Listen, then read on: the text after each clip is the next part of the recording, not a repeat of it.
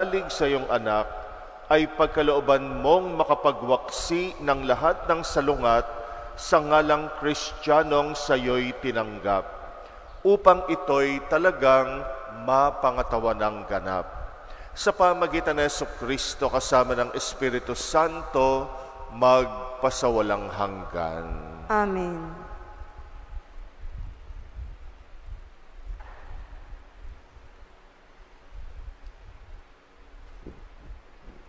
Pagbasa mula sa aklat ng Exodo. Noong mga araw na iyon, may mag-asawang buhat sa lipi ni Levi na nagkaanak ng lalaki. Napakaganda ng kanyang bata, kaya 3 buwang itinago ng ina.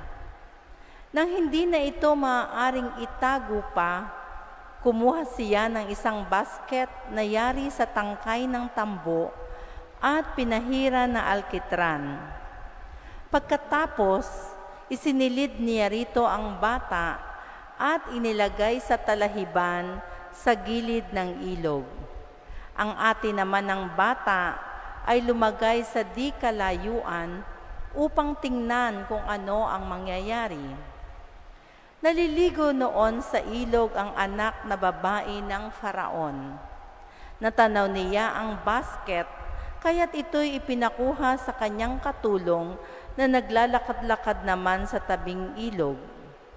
Nang maiabot sa kanya ang basket, inalis niya ang takip nito at nakita ang batang umiiyak. Naawa siya at kanyang nasabi, "Ito'y anak na isang Hebrea." Ang kapatid naman ng bata ay lumapit sa prinsesa at kanyang sinabi, "Kung ibig po ninyo, ihahanap ko kayo ng isang Hebreang mag-aalaga sa batang iyan." "Sige, ihanap mo ako," sagot ng prinsesa. Umalis ang batang babae at tinawag ang kanyang ina.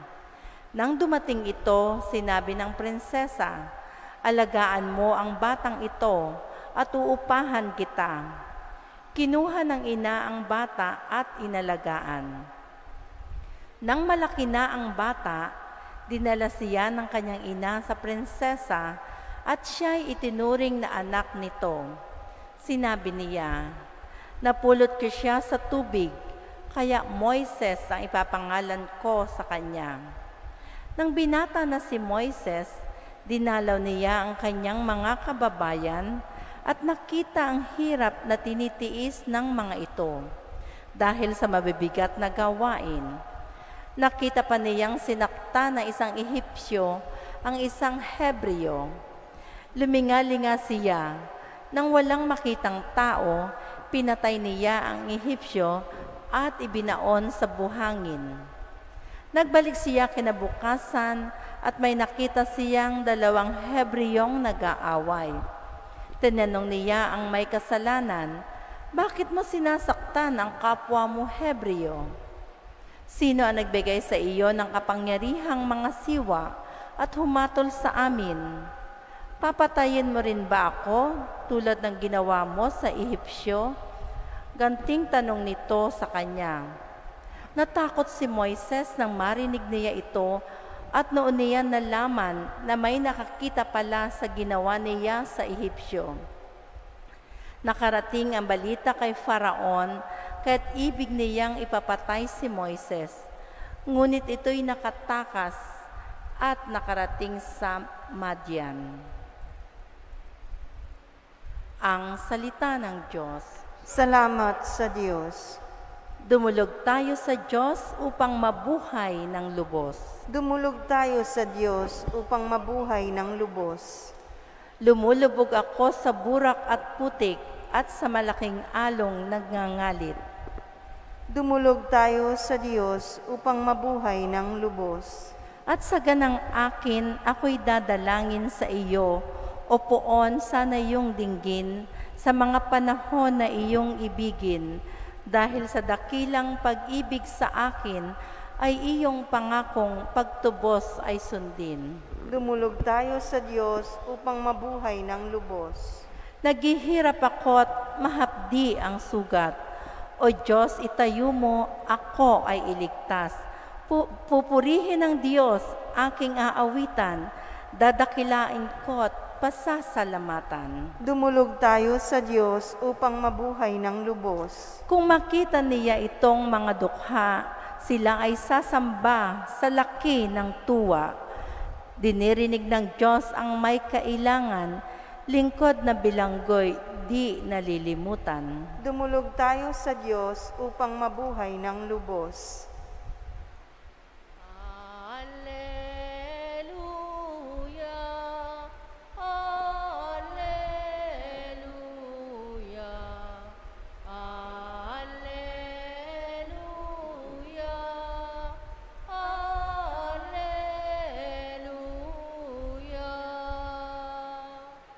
Dinggin ninyong lahat, ngayon ang tinig ng Panginoon sa loob na mahinahon. Alleluia,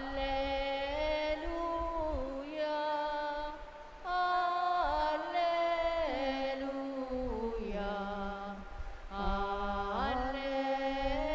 Alleluia, Alleluia.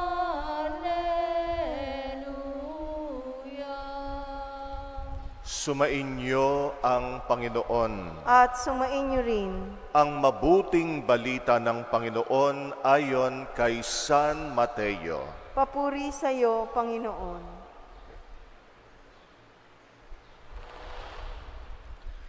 Noong panahong iyon, sinumbatan ni Jesus ang mga bayan na ginawa niya ng maraming kababalaghan sapagkat hindi sila nagsisi at tumalikod sa kanilang mga kasalanan.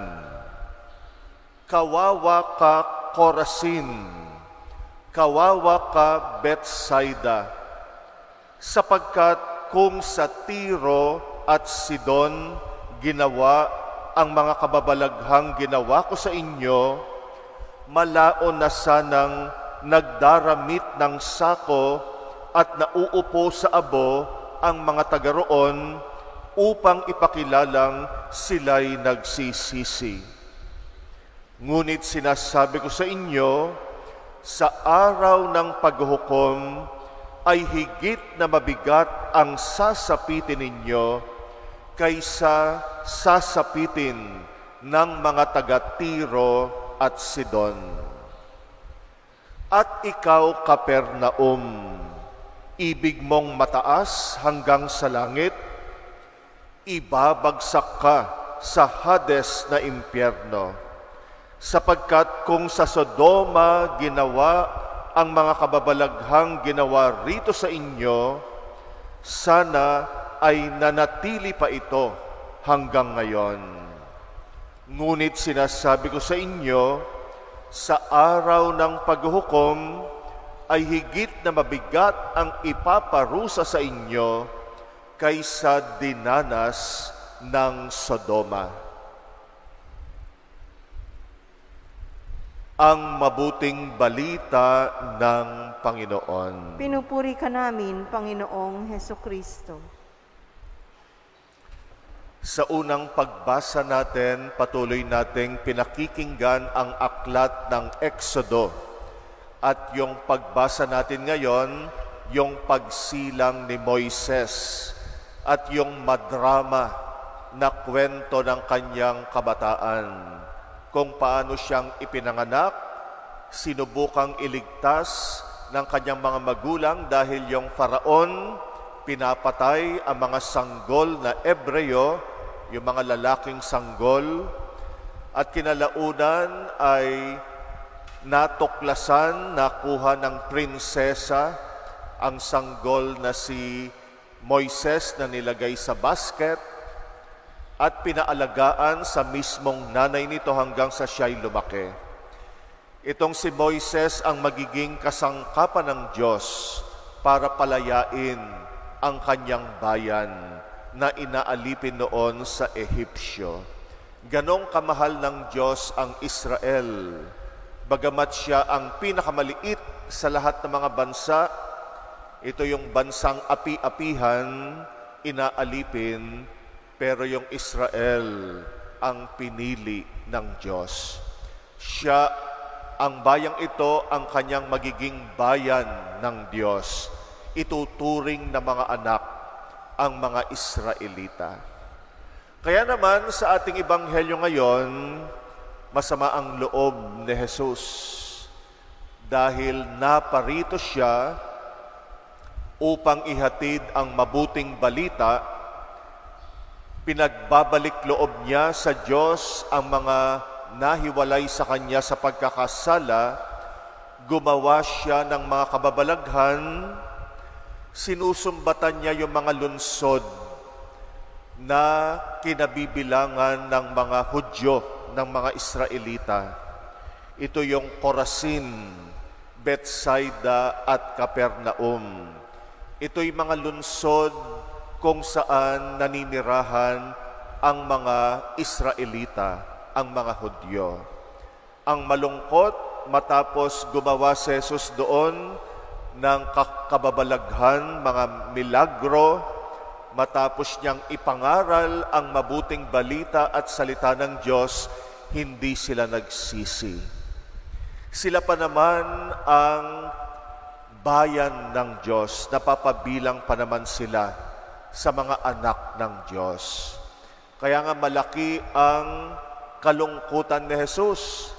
Sabi niya, nasa inyo ang pribilehiyo na marinig ang salita ng Diyos. Kayo ang piniling bayan ng Diyos. Kayo dapat ang nangunguna sa pagsisisi at pagbabalik loob. Sa inyo pa ginawa ang mga kababalaghan ng ating Panginoong Hesus. Sa kanila unang ipinahayag na dumating ang Mesiyas, pero hindi sila tumugon. Kaya sabi ni Jesus sa kanila, kawawa kayo, Corazin, Bethsaida at Capernaum. Sabi nila, kawawa kayo, sa araw ng paghuhukom, mas mabigat ang parusa ninyo. At nabanggit ni Jesus, sabi niya, kung sana nagmilagro ako at nangaral sa mga lunsod ng Tiro at Sidon. Yung Tiro at Sidon, mga pagano naman ang mga tao doon, mga hindi Hudyo. Sabi ni Jesus, siguro kung doon ako naghimala at doon ako nagpahayag ng salita ng Diyos, baka nagbalik loob sila. Baka sumampalataya sila sa Diyos, sila na mga pagano. Kaya nga sabi ni Jesus, oo, parurusahan sa araw ng paghukom ang Tiro at Sidon, pero mas magaang yung kanilang kaparusahan. Kasi nga, hindi naman nila narinig ang mga pangaral ni Jesus. Hindi nagpunta si Jesus sa mga lugar na iyon. Samantalang yung Corazin, yung Bethsaida at Capernaum, nangaral siya ron. Pero hindi rin sila nagsisi. Kaya mas mabigat yung kanilang parusa. Ganon din, nabanggit din ni Jesus yung Sodoma. Alam natin yung nangyari sa Sodoma, ginunaw ng Diyos dahil sa kanilang pagiging makasalanan. Sabi ni Jesus, siguro kung yung mga taga-Sodoma narinig ang mga pangaral ni Jesus, baka nagsisi din sila at hindi na ginunaw ng Diyos ang Sodoma. Kaya sabi ni Jesus, mas matindi pa ang dadanasin ng Corazin, Bethsaida at Capernaum. Mas malala pa yung dadanasin nila kaysa sa mga taga-Sodoma. Yung mga taga-Sodoma ginunaw, pero hindi naman nila narinig ang mga pangaral ni Jesus. Pero itong mga taga-Corazin, Bethsaida at Capernaum, narinig nila. Kaya muli, sabi ni Jesus, mas malala ang kanilang magiging kaparusahan. Kasi nagkaroon na sila ng pagkakataon. May pribilehiyo na sila na marinig ang salita ng Diyos, sinayang pa nila. Ito'y magandang paalala sa atin. Tayo mga Kristiyano, tayo ay may pribilehiyo marinig palagi ang salita ng Diyos. May pribilehiyo tayo magsimba araw-araw. Kaya nga, mas malaki ang inaasahan sa atin ng Panginoon. Kasi nga, mas may pribilehiyo tayo. Lahat ng pribilehiyo may kakambal na responsibilidad. Tandaan natin yan. Kaya habang dumadami ang pribilehiyo natin, mas lumalaki rin ang ating responsibilidad. Kaya nga tayong nakapagsimba araw-araw, tayong nakakapakinig ng salita ng Diyos, dapat mas angat tayo sa kabanalan kumpara sa mga taong hindi nakapagsimba, mga taong hindi nakarinig ng salita ng Diyos, pero minsan baligtad. Minsan mas masama pa ugali natin kaysa sa mga hindi nagsisimbang kapitbahay natin. Mas masungit tayo. Hindi tayo marunong magpatawad. Hindi tayo maunawain. Kung yung kapitbahay natin na hindi nagsisimba, hindi tayo mapatawad, mas maintindihan natin. Pero ikaw, lagi kang laman ng simbahan. Pero mas hindi ka nagpapatawad. Mas hindi ka maunawain sa iyong kapwa. Mas hindi ka matulungin. Kaya nga, minsan masama rin ang loob siguro ni Jesus sa atin. Araw-araw, may pagkakataon kayo na makinig ng salita ng Diyos. Araw-araw, tinatanggap nyo aking katawan. Pero mas mababa pa ang level ng inyong kabanalan. Kaya nga, tandaan natin yan. No? Pag binibigyan tayo ng pribilehiyo ng Panginoon, mas higit ang inaasahan niya sa atin na kabanalan. Kumpara sa mga tao sa buong mundo, sana tayong mga Kristiyano ay mas higit ang kabanalan. Mas higit ang pagiging maawain. Mas higit ang pagiging mapagmalasakit. Dapat ganon. Sana yung mga bansang Kristiyano, mga bansang matitino. Pero madalas hindi. Tayo nga, Pilipinas, ang natatanging Kristiyanong bansa sa Asia. Pero isa tayo sa pinaka-corrupt na bansa. Yun ang kabaligtaran. Kaya nga, panggising yung ebanghelyo natin ngayon sa atin na huwag nating sayangin yung privilege. Mga Kristiyano na tayo. Yung salita ng Diyos hindi pinagkakait sa atin, lalo na ang mga sakramento. Kaya, pahalagahan natin.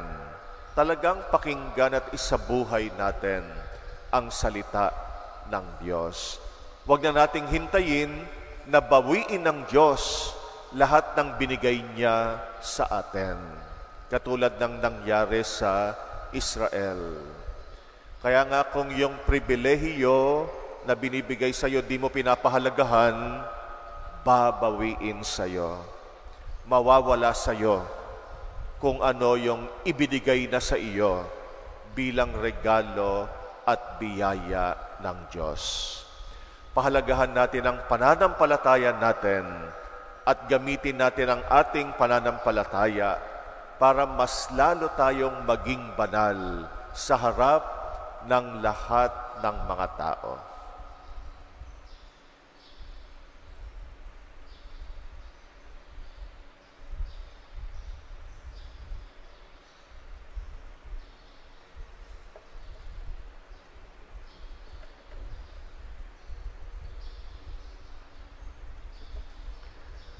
Matiisin ang Diyos at mulat sa ating mga paghihirap, manalangin tayo sa Kanya upang tulungan niya tayo sa daan ng pagbabalik loob at pagbabagong buhay. Ating itugon, panibaguhin mo kami, Panginoon. Panibaguhin mo kami, Panginoon. Ang Kristiyanong nananalig, Naway tumugon sa tawag ng pananampalataya at pagbabalik loob. Manalangin tayo sa Panginoon. Panibaguhin mo kami, Panginoon. Tayo naway bigyan ng Diyos ng katapangan na italaga ang ating sarili para maging malaya kay Kristo ang mga taong napipiit sa kanilang pagkamakasarili. Manalangin tayo sa Panginoon. Panibaguhin mo kami, Panginoon. Yaong may mga pusong hungkag at nanlalamig, naway makatagpo ng kaligayahan sa pag-ibig ng Diyos at ng kanilang kapwa. Manalangin tayo sa Panginoon. Panibaguhin mo kami, Panginoon. Ang mga may karamdaman sa isip at katawan, naway magkaroon ng ganap na kagalingan. Manalangin tayo sa Panginoon. Panibaguhin mo kami, Panginoon. Ang mga namayapa, naway masiyahan sa maliwanag na bukang liwayway ng buhay na walang hanggan.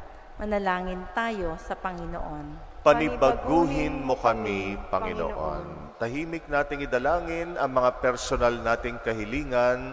Muli nating alalahanin ang mga tao, kapatid natin, na humihiling ng ating panalangin. Itaas din natin sa Diyos ang intensyon ng mga nagpapamisa nating mga kapatid sa ating pagdiriwang ngayon.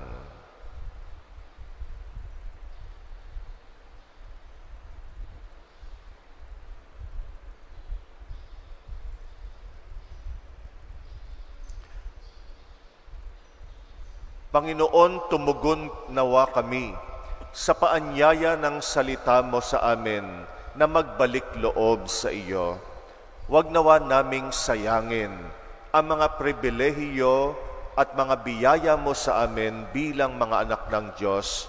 Gamitin nawa namin ito upang lalo kaming maging kasangkapan, upang marami pa ang maakit sa pagtugon sa iyong salita. Ikaw na aming Panginoon, magpasawalang hanggan. Amen.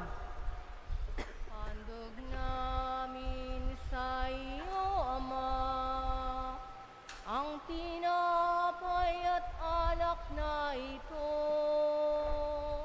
Handog ng bayang umasa, sumasambat, nagmamahal sa iyo. Naway dalhin ang iyong anghel ang aming panalangin sa iyong dambana, katulad ng halimuyak ng insenso, umaakyat sa kalangitan. Handog namin sa iyo, Ama, ang tinapay at alak na ito. Handog ng bayang umasa, sumasambat, nagmamahal sa iyo.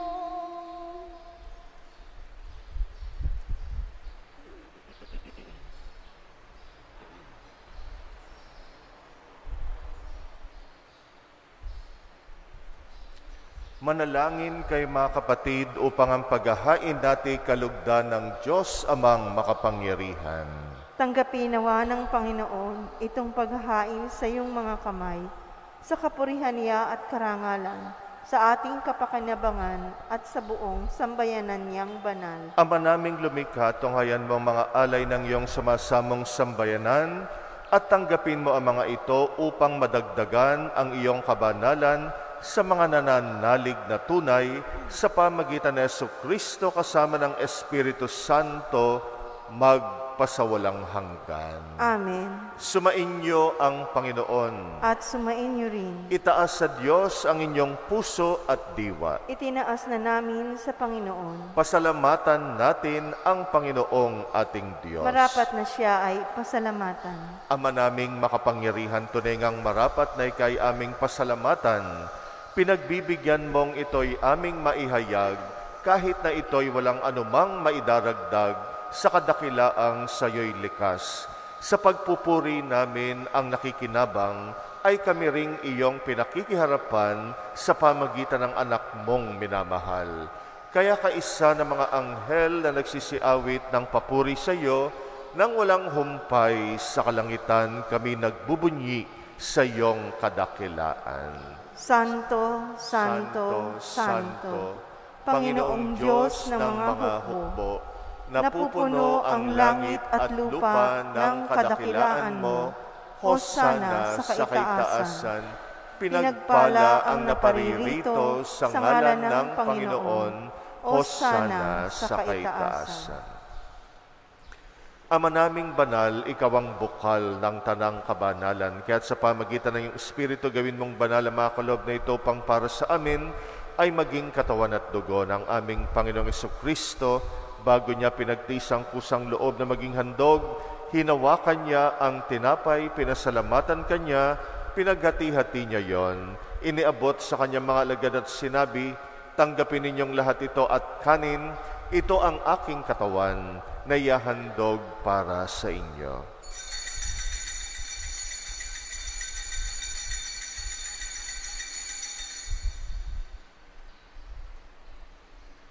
Gayon din naman nung matapos ang hapunan, hinawakan niya ang kalis, muli kanyang pinasalamatan, iniabot niyang kalis sa kanyang mga alagad at sinabi, tanggapin ninyong lahat ito at inumin, ito ang kalis ng aking dugo, ng bagot walang hanggang tipan, ang aking dugo na ibubuhos para sa inyo at para sa lahat, sa kapagpapatawad ng mga kasalanan, gawin ninyo ito sa pag-alala sa akin.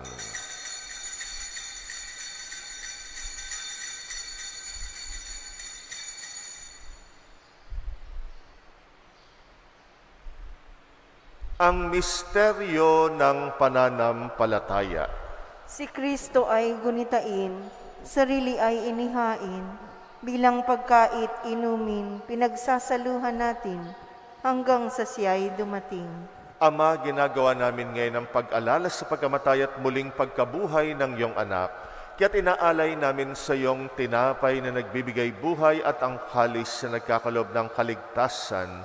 Kami nagpapasalamat dahil kami yung minarapat at tumayo sa harap mo para maglingkod sa iyo. Sinasama namin kaming magsasalo sa katawan at dugo ni Kristo'y mabuklod sa pagkakaisa sa pamagitan ng Espiritu Santo. Alalahanin mo rin ang mga kapatid naming nahimlay na may pag-asang sila'y muling mabubuhay. Gayun din ang lahat ng mga pumanaw, kawaan mo sila at patuloyin sa iyong kaliwanagan.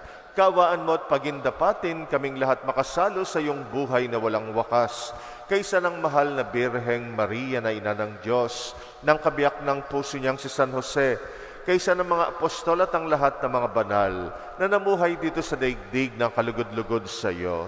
May pagdiwang nawa namin ang pagpupuri sa ikrarangal mo sa pamagitan ng iyong anak na aming Panginoong Hesukristo.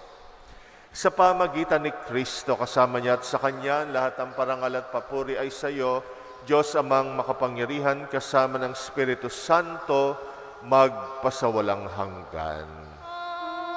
Amen. Amen. Amen. Binigyan tayo ni Jesus ng pribilehiyong tawaging Ama ang Diyos. Ipahayag natin ito sa panalangin itinuro niya sa atin. Ama namin, Sumasalangit ka, sambahin ang ngalan mo. Mapasa amin ang kaharian mo, sundin ang loob mo. Dito sa lupa para ng sa langit, bigyan mo kami ngayon ng aming kakanin sa araw-araw, at patawarin mo ang aming mga sala para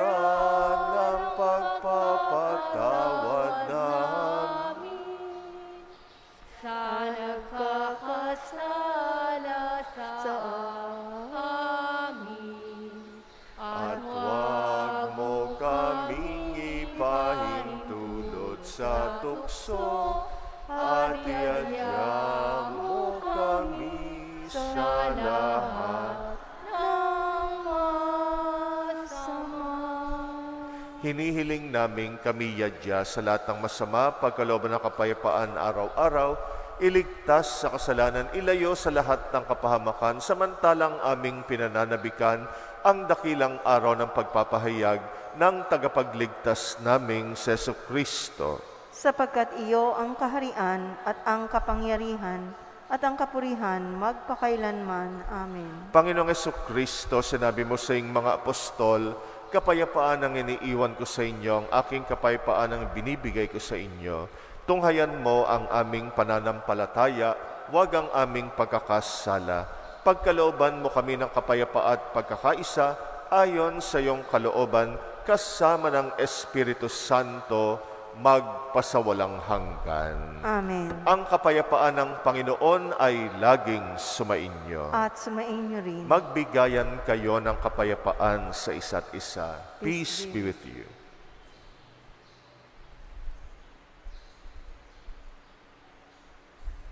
Kordero ng Diyos na nag-aalis ng mga kasalanan ng sanlibutan, maawa ka sa amin. Kordero ng Diyos na nag-aalis ng mga kasalanan ng sanlibutan, maawa ka sa amin. Kordero ng Diyos na nag-aalis ng mga kasalanan ng sanlibutan, ipagkaloob mo sa amin ang kapayapaan mo.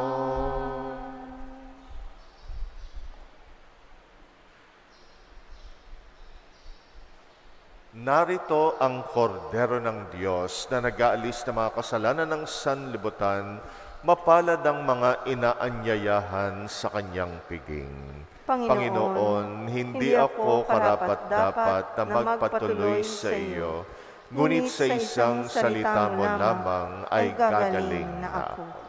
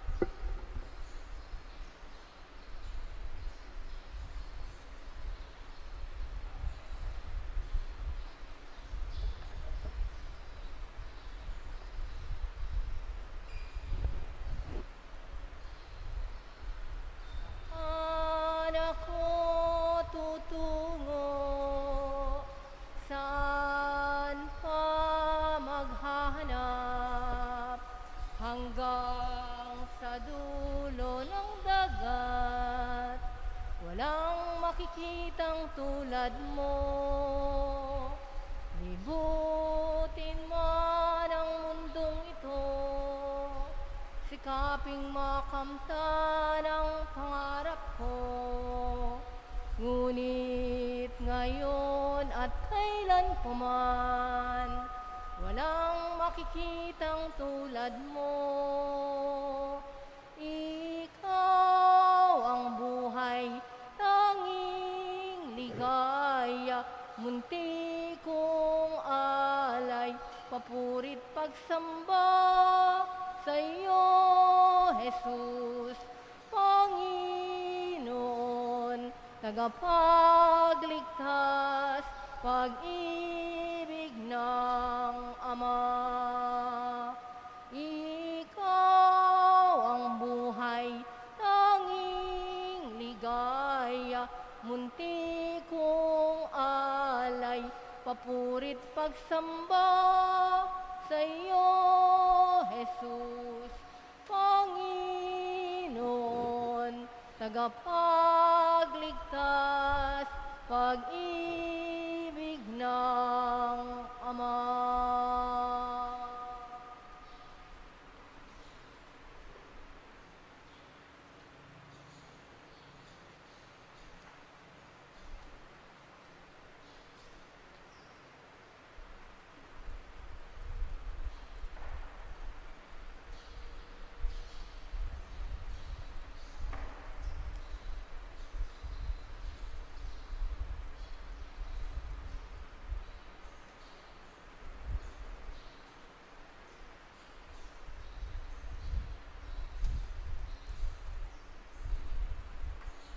Manalangin tayo.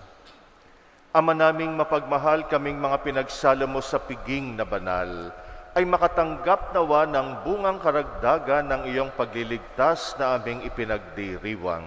Sa pamagitan ng Jesucristo kasama ng Espiritu Santo, magpasawalang hanggan. Amen. Sumainyo ang Panginoon. At sumainyo rin. At pagpalain kayo ng makapangyarihang Diyos, Ama at Anak at Espiritu Santo. Amen. Tapos na ang ating misa, humayo kayo't ipahayag ang mabuting balita ng pagmamahal ng Diyos. Salamat sa Diyos. Buhay naming mahal, sa aming kumakalinga, bukod kang pinagpa